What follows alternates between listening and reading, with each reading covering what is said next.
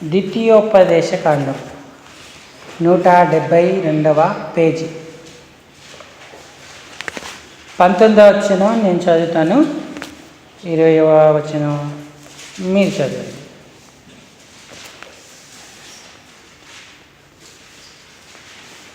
నూట 172వ పేజీ ద్వితీయోపదేశ కాండం 30వ అధ్యాయం 19 నేను చదువుతాను, 20వ వచనం మీరు చదువు. నేడు జీవమును మరణమును ఆశీర్వాదమును శాపమును నేను నీ ఎదుట ఉంచి భూమి ఆకాశములను మీ మీద సాక్షులుగా పిలుచుచున్నాను.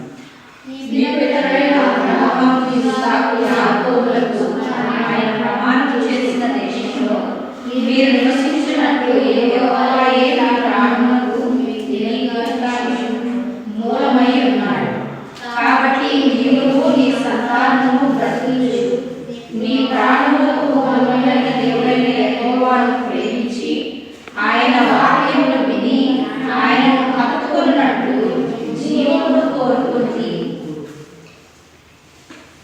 నీ దేవుడైన యెహోవాను అన్న దగ్గర నుంచి మనం అందరం కలిసి ఒకసారి చదువుదాం. నీ దేవుడైన యెహోవాను ప్రేమించి ఆయన వాక్యమును విని ఆయనను హత్తుకొనున్నట్లు జీవమును కోరుకున్నది. చాలండి. చదువుకునే లేఖన భాగం చేరి రాగలిగిన మన హృదయాలకు ఈ 2వ వర్తమాన నిమిత్తమై హెచ్చరికగా, పురికొల్పుగా, ఆశీర్వాదకరంగా, దీవనకరంగా ప్రేమగల దేవుడు చేయునుగాక. ఆమేన్. ప్రభు ప్రజలారా, ద్వితీయోపదేశం అంటే రెండవసారి ఉపదేశించడం, రెండవసారి చెప్పడం అని అర్థం. పౌలు కూడా కొత్త నిబంధనలో ఏమన్నాడంటే, ఫిలిప్పీ పత్రికలో చెప్పిన సంగతులే మరలా చెప్పడం నాకు కష్టము కాదు, కానీ అది మీకు క్షేమకరము అన్నాడు.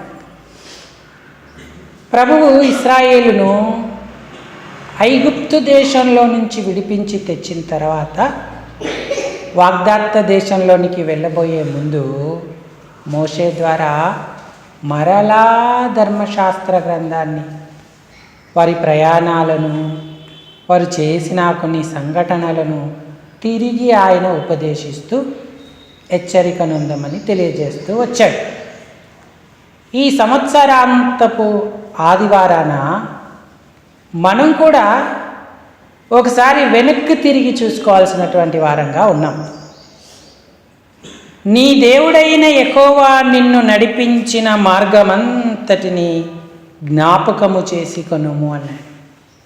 మనల్ని ఆయన ఎలా పోషించాడు, ఎలా తప్పించాడు, ఎంతలా కాపాడాడు, మన విషయంలో ఇప్పటి వరకు ఆయన ఎంత నమ్మకంగా ఉన్నాడు మనం గ్రహిస్తూ, మనల్ని మనం పరిశీలన చేసుకొని మంచి తీర్మానంలోకి వచ్చి ప్రభువుకు మరింత సమీపమై కొత్త వత్సరంలో క్రొత్తగా ఆయనను సేవించేటువంటి వారంగా ఉండాలి. నూతన పరచబడిన అనుభవంలోకి మనం రావాలి. అందుకే ఇశ్రాయేలుతో చెప్పాడు, ఆకాశాన్ని భూమిని నేను సాక్షులుగా పిలుస్తున్నాను. మీ ఎదుట ఆశీర్వాదం ఒకవైపు, శాపము ఒకవైపు, జీవము ఒకవైపు, మరణము ఒకవైపు పెట్టి ఉన్నాను అన్నాడు. మీకు ఏది ఇష్టం అది కోరుకోండి అంటూ ఉన్నాడు. ఇశ్రాయేలుకే అవకాశం ఉంది, ఇశ్రాయేలుకే ఆప్షన్ ఉంది. ఇశ్రాయేలే దాన్ని ఎంపిక చేసుకోవాలి. ఈనాడు ఆత్మీయ ఇశ్రాయేల్ అయిన మనం కూడా అంతే. దేవుడు ఒకవైపు ఆశీర్వాదాన్ని పెట్టాడు, మరోవైపు శాపాన్ని పెట్టాడు. ఒకవైపు జీవాన్ని పెట్టాడు, మరోవైపు మరణాన్ని పెట్టాడు. ఏది కోరుకుంటావు?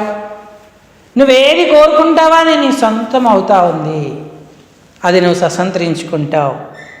కాబట్టి నీవే ఎంపిక చేసుకొని దానిని అనుసరించి నడవాలి. కానీ మనిషికి ఉన్న బలహీనత ఏంటంటే చాలా సందర్భాలలో తప్పుడు ఎంపికలు చేసుకుంటూ ఉంటాం. ఇప్పుడు ఒక 10 క్వాలిటీ శారీస్ మన ముందున్నాయనుకోండి, ఏది ఎంపిక చేసుకుంటాం? అన్నీ నచ్చుతాయి, ఏది ఎంపిక చేసుకోవాలో మనకు అర్థం కాదు. మంచి డ్రెస్సెస్ మన ముందుంటే అన్నీ కావాలనిపిస్తుంది, కానీ అందులో నువ్వు ఒకటే ఎంపిక చేసుకోవాలి. అది సరి అయినది నువ్వు ఎన్నుకుంటే నీకు ధన్యత, జీవము. అంటే ఆ వస్తువుని బట్టి కాదు, మనం ఇప్పుడు పెట్టిన దేవుడు పెట్టినటువంటి విషయాలను బట్టి గమనిస్తే అది మనకెంతో ఆశీర్వాదం. ఎట్టాగొట్ట మీకు అది లేదు అని చెప్పి మీరు దాన్ని గ్రహించలేరని మోషేయే కూడా సలహా ఇచ్చాడు. దైవజనుడు ఏమని సలహా ఇచ్చాడు? నీవు నీ దేవుడైన యెహోవాను ప్రేమించి ఆయన వాక్యము విని ఆయనను హత్తుకొనున్నట్లు. ఆమేన్. ఏం కోరుకోవాలంట? శాంతి.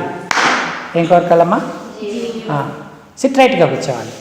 నిద్ర వచ్చేతో లేకపోతే మా సామ్ కూడా ఇలా పెట్టుకుంటాడు, ఆడెప్పుడు నిద్రపోతాడో తెలియదు.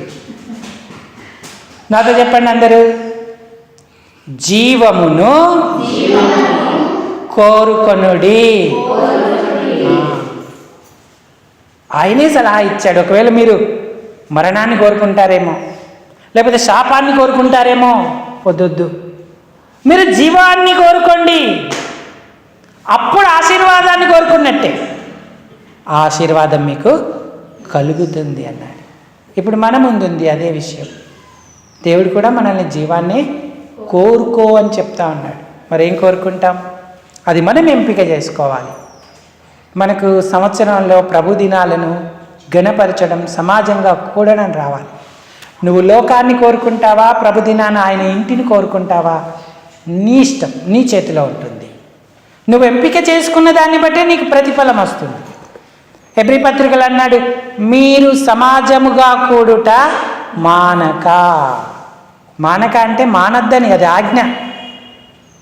ప్రభుదినం సమీపిస్తున్న కొలది మీరు మరీ ఎక్కువగా అలాగూ చేయండి. కొందరు మానుచున్నట్టు మీరు మానద్దు అన్నాడు. అదేంటో మానవ బలహీనత. మానే వాళ్ళని చూద్దాం కానీ రెగ్యులర్గా నడిచే వాళ్ళని చూడం. వాళ్ళు చక్కగా ఆదివారం మందిరానికి వస్తారు, వాళ్ళు మానరు అనే వాళ్ళని ఎందుకు అనుసరించం? మానే వాళ్ళని అనుసరించి నడిచి మనం కూడా నష్టంలో పడుతూ ఉంటాం. మీరు మానక సాగాలని దేవుడు కోరుతా ఉన్నాడు. నాకు తెలిసి క్రిస్మస్ ఆరాధన ఎంతో శ్రేష్టమైనది. నేనే ఏ సంఘంలో పనిచేసినా మామూలు ఆదివార ఆరాధనకు వచ్చే జనాల కంటే ఏ చర్చిలోనైనా సరే క్రిస్మస్ ఆరాధనకి ఎక్కువ మంది వస్తారు, కుటుంబాలతో సహా వస్తారు. ఎన్ని పనులున్నా పక్కన పెడతారు, ప్రభువు సన్నిధికి వస్తారు. ఆ దినాన మన దేవుని పిల్లలే కాదు, అన్యులు, ఇతర జనాంగాలు కూడా ఇది ప్రభు పుట్టినరోజు అంటారా, వెళ్దాం ఆలయానికని వచ్చి ఆయన మాటలు విని వాళ్ళకున్నంతలో ఏదో చిన్న చితక కానుకిచ్చుకొని ప్రార్థన చేసుకొని వెళ్ళే కుటుంబాలు ఉన్నాయి. క్రైస్తవులు రాను రాను తమ ఆధ్యాత్మిక జీవితాలను లోకానికి అప్పగిస్తున్నారు, తాకట్టు పెట్టేస్తున్నారు. ఆదివారాలు లేవు, ప్రభుదినాలు లేవు, ఆరాధన లేదు, ప్రార్థన లేదు, దైవ సాన్నిధ్యాన్ని అనుభవించలేనటువంటి స్థితిలో ఉంటున్నారు. అన్ని జనులు అలాగే నడుచుకుంటున్నారా? కనీసం వారిని చూచైనా మనం నేర్చుకోవాలి కదా. దేవుడు అన్నాడు, ప్రతి జనం తమ తమ దేవత నామం స్మరించుచూనే నడుచుకుంటారు, మనమైతే మన దేవుడైన యెహోవా నామమును స్మరించుకొందుము అన్నాడు. నీకు వచ్చే సంవత్సరం క్రిస్మస్ ఉంటుందని నువ్వు అనుకుంటున్నావా? లేక నువ్వే ఉండకపోవచ్చు, నేనే ఉండకపోవచ్చు. ఉన్నప్పుడు భూలోకంలో ఆయన మేము మహింపరచాలి కదా. ఇచ్చిన అవకాశాలను మనం సద్వినియోగం చేసుకొని చక్కని ఎంపిక చేసుకోవాలి.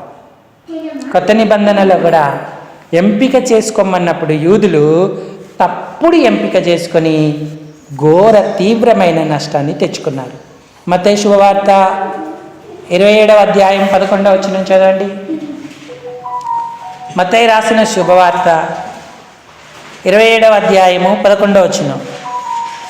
కొత్త నిబంధన గ్రంథం 29వ పేజీ. యేసు అధిపతి ఎదుట నిలిచెను. అప్పుడు అధిపతి,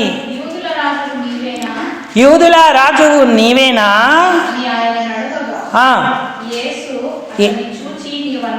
యేసు అతన్ని చూచి నీవన్నట్టే అన్నట్టుగా చెప్పాడు.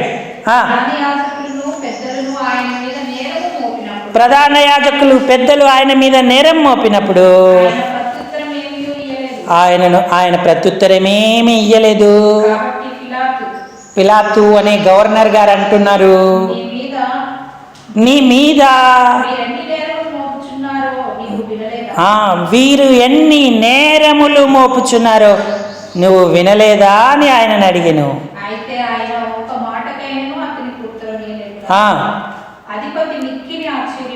అవును, ఈ పండుగ సమయంలో ఆ జనులు కోరుకున్న ఒక ఖైదీని విడుదల చేయటం అనేది కద్దు, అంటే అలవాటు. ఆ కాలమందు బరబ్బానే ప్రసిద్ధుడు, అంటే పేరెన్నిక గలవాడు. బరబ్బా దొంగతనాలు చేయడంలో, నరహత్య చేయడంలో, దోపిడీదారుడిగా, ఒక బందిపోటు దొంగగా పేరు తెచ్చుకున్నవాడు. అతడు చెరసాలలో ఉన్నాడు.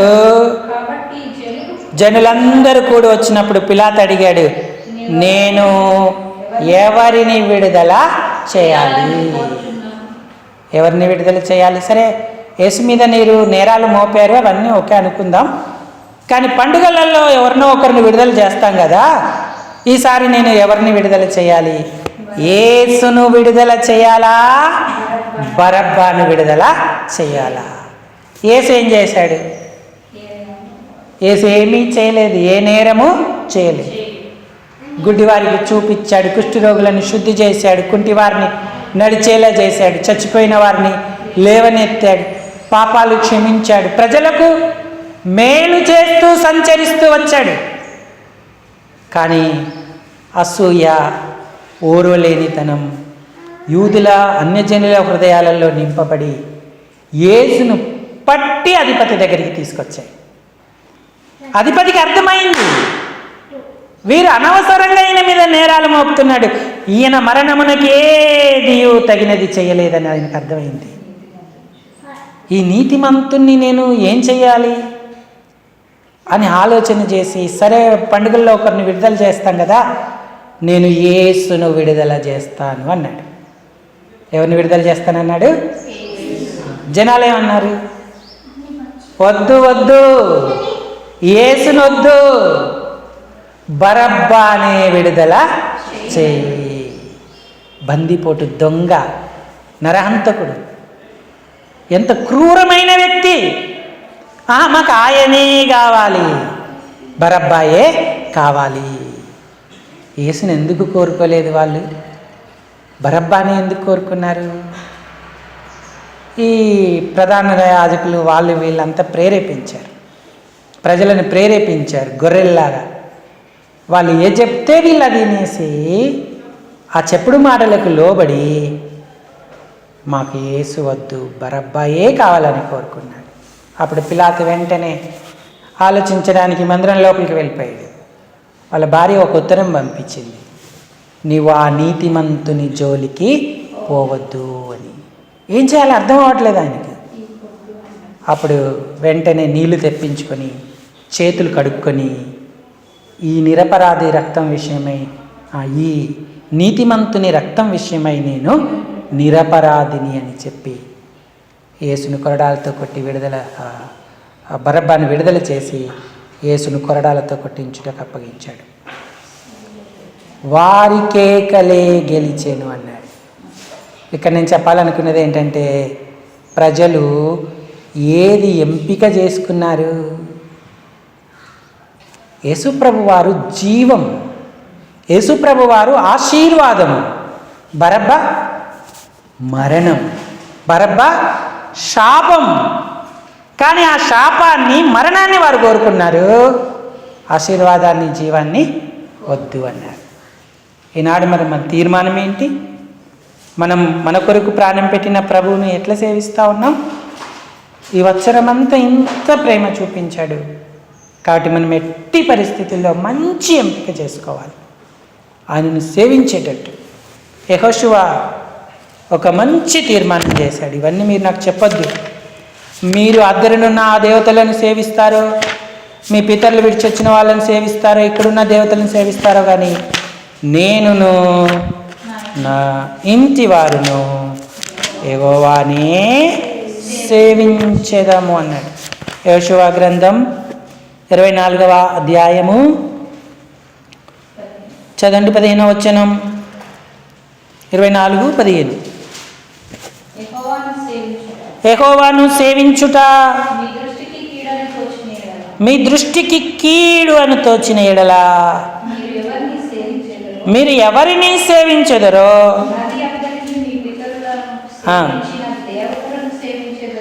పితరులు సేవించిన దేవతలను సేవించెదరో. అమోరీయుల దేశమున మీరు నివసించుచున్నారో నేడు మీరు కోరుకొనుడి. మీరు ఎవరిని సేవింప కోరుకొనినను నేనును నా ఇంటి వారును యెహోవాను. నాతో చెప్పండి, నేనును నా ఇంటి వారును యెహోవానే సేవించెదము. మీరు కోరుకొనుడి. ఎవరిని సేవింప కోరుకుంటారు? మీరు ఏది కోరుకుంటారో అది మీ సొంతం అవుతుంది అన్నాడు. యెహోషువ మంచి తీర్మానం చేశాడు. ఈనాడు ఇలాంటి తీర్మానం మనం చేయగలమా? నేను యెహోవానే సేవిస్తాను, యెహోవానే నా ఇంటి వారు సేవిస్తారు. అందుకే ప్రభు దినమే కానీ, ప్రభు కార్యక్రమాలకే కానీ ఎప్పుడు కూడా మనం వెనకడుగు వేయద్దు. ఆయనను చక్కగా సేవించేటట్టుగా మనల్ని మనం ప్రతిష్ఠించుకోవాలి. బెత్లెహేమును విడిచిపెట్టి వెళ్ళిపోయిన నయోమి మోయాబు దేశంలో 10 సంవత్సరాలు కాపురం ఉన్నది. ఆమె భర్త ఎలిమెలెక్. వారికి 2 పిల్లలు ఉన్నారు, మహ్లోను, కిల్యోను. అక్కడ వాళ్ళు